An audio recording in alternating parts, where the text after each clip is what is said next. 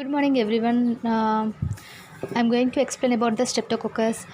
Streptococcus. What does it mean? Streptococcus is a gram-positive bacteria. It is arranged in a chains. So the name itself, we can say that the strepto means coiled or twisted, and coccus means spherical in shape. So in this chapter, what we are going to explain, we are going to explain about the classification, virulence, cell wall, and toxins, enzymes, and diagnosis.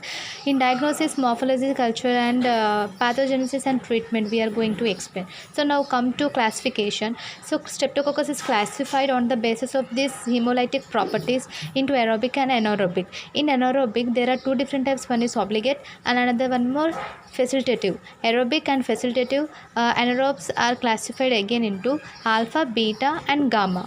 So alpha, beta, and gamma, we will see the differences between these three. These three, alpha, beta, and gamma. Alpha, it is greenish in color, and beta, it is colorless in color.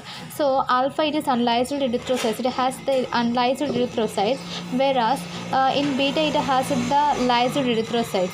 And in alpha, the zone of lysis is small and filled with viridians group of the streptococci. But in this beta, it has the lysed erythrocytes due to the presence of the organism of streptolysin, Vo and S. As we know that Vo and S, streptolysin Vo, it is a oxygen. In the presence of oxygen, it is inactivated, and it is a surfactant surface colony, and it has the partial hemolysis, complete hemolysis, and it do not gamma, when come to gamma, it do not produces any hemolysis. Based on this hemolysis only, it is classified into two main types. After that, this beta again, it is classified by the Lanceified groups, based on the nature of the carbohydrates that is acts on the cell wall by the precipitation reaction. So again, this Lanceified groups, it will be about A to V except I and J. Again, it is subdivided into 80 group types based on the M proteins. Now just come to, after this classification, now come to virulence. So virulence, in this virulence, what we are going to explain about the cell wall. And this cell wall, it is made up of protein antigen. There are three different types of proteins, M, T, R proteins. So what is the different types of proteins? M protein and TR protein and other associated factors. What is the differences between these three proteins? Now come to M protein. In M protein, it is a heat and acid stable, and T and R protein, it is a acid labile.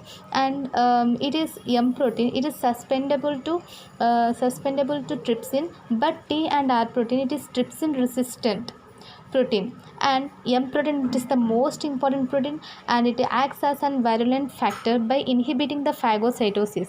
And this T and R protein, how we will know that it is T and R protein? It can be differentiated from other proteins by the agglutination with specific antisera.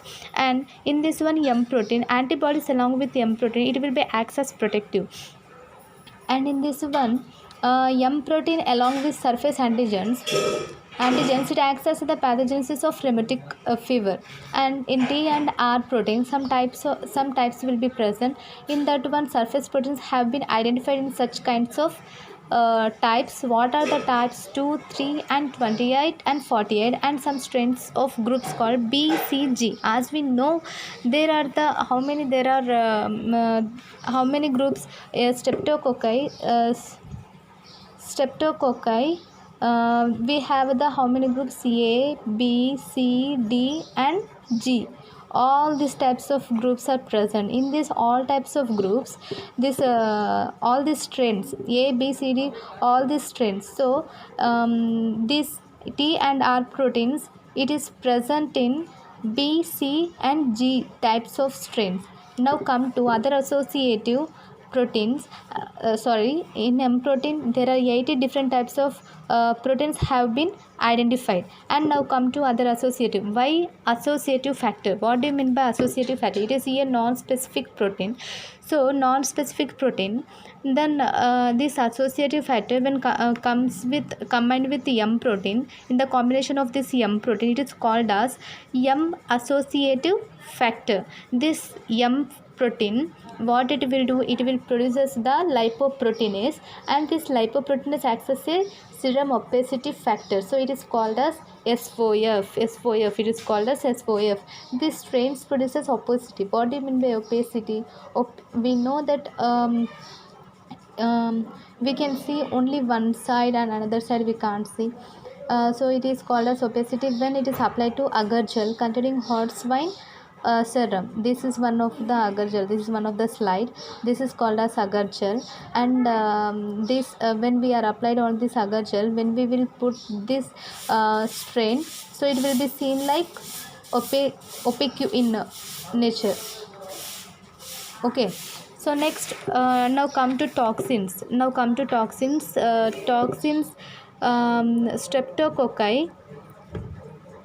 streptococci, it produces the hemolysin, is one of the toxins that can be produced by the hemolysin. There are the two different types of hemolysin. There are the streptolysin O and ES. Streptolysin, we will see the differences between streptolysin O and the streptolysin. Yes, streptolysin O, it is the oxygen label, and oxygen label, it is inactivated in the presence of oxygen, but it will get activated in the addition of the another one more reducing substance, but it is called as oxygen stable.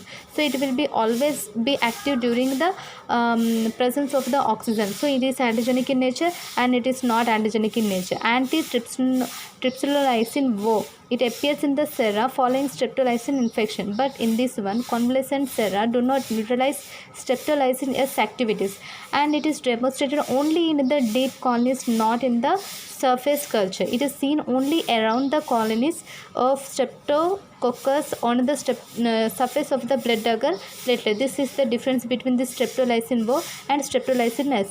But in some groups, streptolysin O and yes, we will see in some strains of groups. I already mentioned that there are the different types of strains that is present under the streptococci A, B, C, D, G. So in this A, B, C, D, G, this O and streptolysin S and O groups are seen together in the A, C, G groups. Now come to pyrogenic exotoxin, erythrogenic toxins. So it is produced by the lysogenic strains of the group A, phyrogens A, B, C, and A and C, it is one A and C is a bacteriophagous genes, whereas B is a chromosomal, and this exotoxin is called as superantigen. So what do you mean by superantigen? The T cells, it will act as a inflammatory cytokines or an antigens. What it will do, antigens which are present in this sera, it will neutralize the antibodies which are present in the sera. It will cause a cytotoxicity, phyrogenicity, and susceptible to endotoxin. So introduction to the fever is primary effect of this toxin. Now come to, after toxin, we come to exotoxin. In exotoxin, there are the different types A, B, C, F. These four types can be identified the test and Charlotte reaction. Toxins. So in this test, what is going to happen when toxin is injected intradermally to one person, means in child. So what it will happen, erythromatous reaction will happen. So when this reaction will occurs, it will be negative during convalescence. Why it is negative? Because neutralization, because already antigens are present in this toxin, because they will think it as foreign body, and antibodies will be produced against it, so that there is neutralization of the toxin by the antibodies. Now come to Charlotte reaction. Homologous antitoxin, when it is injected into the person who is suffering with rash, they have the more number of the rashes, so that person will be suffering with scarlet fever. So now come to enzymes. There are the how many different types of enzymes are present? There are the 4 different types of enzymes are present in the Streptococcus. Streptococcus. In this one, first, streptokinase is one of the enzyme. It is also called as fibrinolysin. What do you mean by fibrin? Fibrin means fibrinolysin. Fibrin and lysis means breakdown of fibrin. So when there is a breakdown of fibrin, there is spread of the infection. So now come to DNase enzyme. DNase enzyme, it can be produced by the A, B, C, D strains of groups. What will it do? It will liquefy highly viscous DNA in pus. It is where it is derived from. It is derived from the nuclei of the necrotic cells and antibody which are present in the DNase. It will diagnosis of the streptopharyngeans, particularly in the skin infections. And now come to NADS. NADS, it is called as nicotinamide adenine nucleotidase, acts on the coenzyme NAD produced by the groups A, C, G groups of streptococci. Now hyaluronidase. Hyaluronidase is produced by the A, B, C, G, breaks the hyaluronic acid of the tissues and favors spread of the streptococcal infections. Other extracellular products are esterases, phosphatases, amylases and the lipases. Now diagnosis. Now come to diagnosis. What is this morphology, what it is, culture and how it will be. So it is spherical in shape. It is spherical in shape, arranged in a chain. It is arranged in a chain. Why it is arranged in a chain? Why it is because due to the successive cell division in only one plane. It is division in only in one plane. So it is non-sporing and the non-motile and non-sporing. So except in this one longest chain which it will form streptococcus salivarius form the longest chain. This is the important. And the strains it is produced. There I already mentioned that there are the different types of strains A, B, C, D. So A and C, it have the capsule that is made up of the capsule is with hyaluronic acid, and B and D, it is polysaccharide capsule. Now culture. What culture? Now come to cultures. In culture, it is aerobes and the facilitative anaerobes. It grows at the temperature of 37 degrees with 42 degrees strain. It is extracted from the nutrient medium. It is growth at blood serum and also sugar. In blood agar, how it is seen? In blood agar, it is seen like small, circular, semi-transparent presence of, because why it is seen small and circular, because due to the presence of CO2, 10% of CO2. Selective media, it what it will do? It will permit the growth of the bacteria, but it will inhibit the growth of the other bacteria like the staphylococci. It will inhibit the bacteria of staphylococci. Now come to PNF media. PNF media, it is also called as horse blood agar. So horse blood agar, it what it will do? It isolation of the streptococci containing isolation of the streptococci. In this horse blood agar, it is containing the polixin and sulfate, neomycin sulfate and fascidic acid. Liquid media, growth occurs as granular turbidity with a powder deposit. After that come to pathogenesis. Respiratory infections, skin infections, different types of infection will occur in our body. Respiratory infection, sore throat and tonsillitis, it will occurs. And after that now come to skin infection. In skin infection there are skin infection produces lymphangitis and cellulitis, and this streptococcus pyogenes, it only causes the skin infection and it is associated with necrotizing fasciitis. As already we know that necrotizing means death of the that cell. So what it will, it is characterized by inflammation, infection, invasive and necrosis of the skin.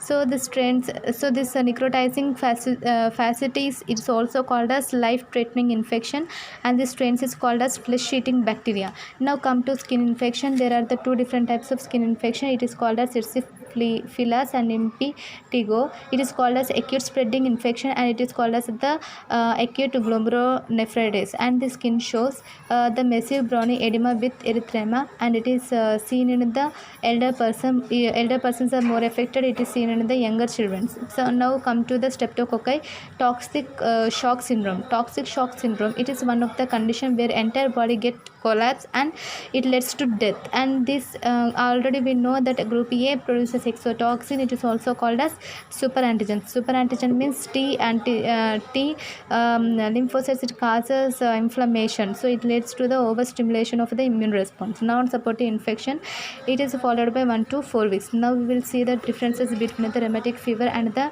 glomerulonephritis. Now where it will occurs. Now see the differences between the acute rheumatic fever and glomerulonephritis. Where it will occur in the throat, it will occur in throat or skin, and it will be repeated attacks will be there, and it won't be there in the glomerulonephritis, but complicated level will be unaffected, it is lowered. When it will occur acute glomerulonephritis, when it will occur in our body, so our complement level will be lowered. Now how it will be stable, and it will occur spontaneously, and prognosis it will be variable, and it will be good, and heredity from our parents to the children, it will be occurs or not, it will be occurs, it is present, so it is not none. So penicillin prophylaxis, it will be for acute rheumatic fever. So what medicine it is essential? Penicillin, but it is they didn't mention anything. So serotypes of the streptococcus pyogenes responsible, anything it will be, and in this one types 52 to 55, 57 to 61, and throat infection types 12, 1, 25, 4 and 3. And now treatment, how it will get treated? So by the if we will give the drug penicillin G, it is the treatment for the rheumatic fever, but the patients who are allergic for the penicillin G, for them erythromycin or cephalexin is used, so it won't be effect for the glomerulonephritis and the rheumatic fever. Now come to prophylaxis. It helps in the prevention of rheumatic fever, streptococcal infection, and further damage to the heart. Now biochemical reaction, it will catalyze negative, but it won't be soluble in the 10% of the bile, because streptococcus pneumonia, it will soluble in the 10% of the bile, so it is called negative. And streptococci, when it will ferment in the sugar, it produces acid, but it not produces the gas.